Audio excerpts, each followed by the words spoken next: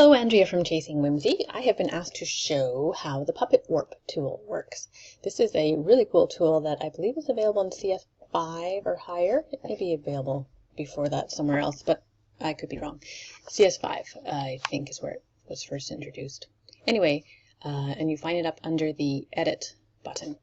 So reasons that I would use Puppet Warp tool, it gives you a whole lot more control when you want to manipulate a positioning of an object that you're placing into a composite image.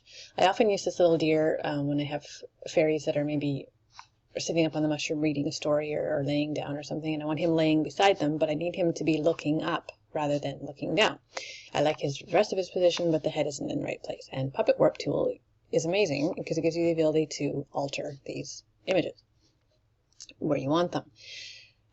You need to make sure that whatever it is that you're using is on its own layer so that he can be manipulated all on his own. Anytime you do a composite, always want your elements on their own layers for adjustments. So you're going to go up to Edit and hit Puppet Warp. And what it does is applies this kind of spider webby grid all over the object that you've put in.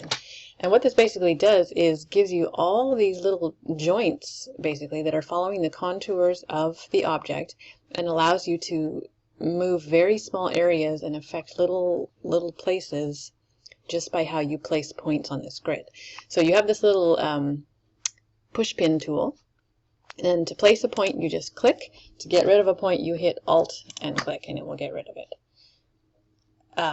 So what happens with this tool is that you place your first point. You do 1 point, nothing happens. It's nothing. You need at least 2 to be able to manipulate a point. So the one that's going to be the active pull point will have a black dot in it. The other one is going to be your locked off pivot point. And if you see, if I just hold and click on this and start moving it, it's going to swing around that pivot point that I have. So that's how it kind of works. This one also locks off that spot on him. So if you pull this way, you can stretch. Different things depending on what you need to do with the image. And you put in other points and you can affect what parts are being pulled. That's going to pull from those 3 points and that. So you have the ability to make it very precise on where and how you're positioning things. Now up here there's an undo, return to state if you need to start over. So if I want to move his head, I don't want to be affecting any of this bottom part. This grid is all interconnected. So if I just you want to pick kind of where the joint would be to move it, so probably somewhere in his neck joint. But if I just do that and start doing this, I'm just going to get that same swingy thing around the one pivot point, which is not what I want. So what you need to do is lock off the areas that you don't want to have move on this. So you just kind of randomly run points down your area here, because I don't want anything past his neck really to move, and probably not even this part of his neck. So this is going to be the joint where I want his head to lift from. And you might think that you just zip down here then and pull up from his nose, but you'll see that that actually won't work because there's too much grid and interconnectivity going on here. If you lock off some of this, it's not going to move it. You need that whole head to be able to move.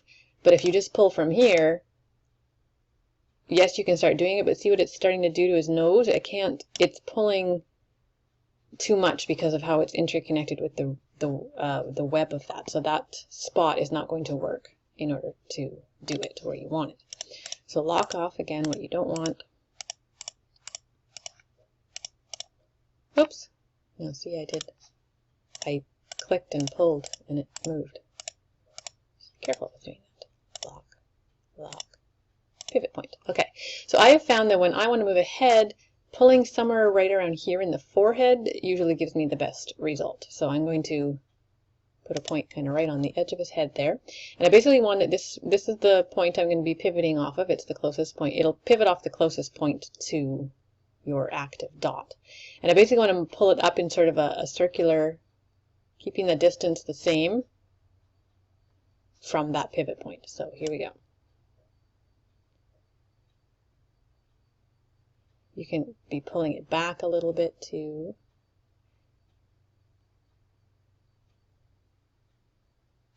Something like that. So you might need to go higher depending on what, if he's looking at something, you'll be able to see better where he's going to be. Then you just hit the check mark and now his head is up. So he was down and now it's up. You may need to do some other little minor adjustments. Maybe this neck is a little bit too long So you might need to do the puppet warp again, lock off the bottom part. I slid it again. And if I need to shorten that neck a little bit, I'd maybe place a point right here and just pull toward.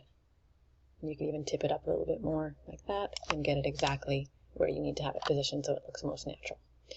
So that is how I would do that. Now the other way that, another thing I will use the puppet warp for is if you have a big piece of fabric that you're maybe shaping into a dress or something like that, if you're using just the regular warp tools, they will, you don't have the same control because there's smaller points, right, that you can pull from. I mean, there's ways to do it.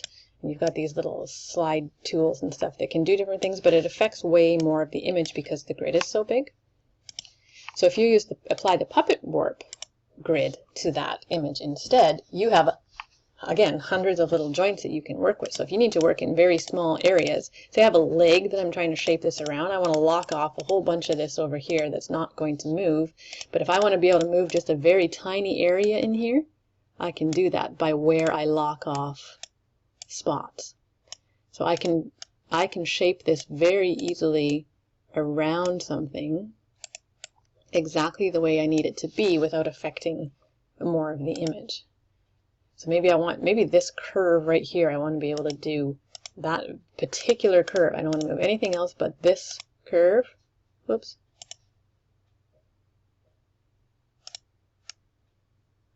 So there, I'm only moving that one. I can turn this guy and just manipulate that particular spot. So there is the before and after of how you might fiddle around with that. So very powerful tool, love it. It's great for, sometimes I'll have, maybe I need to change the position of fingers or something on someone. So I'll actually select a hand, copy paste the hand itself to a new layer in place on top of my image, and then I can actually, I've got all the joints of the fingers and everything that I need if I need to just curl them a little bit more, things like that. Just subtle little changes. You can't make huge changes, but it allows you just to, those little things that are just bugging your eye that aren't quite right. You have a lot of power with this puppet warp tool. So I hope that helps you to understand what you can do with this tool. Thanks.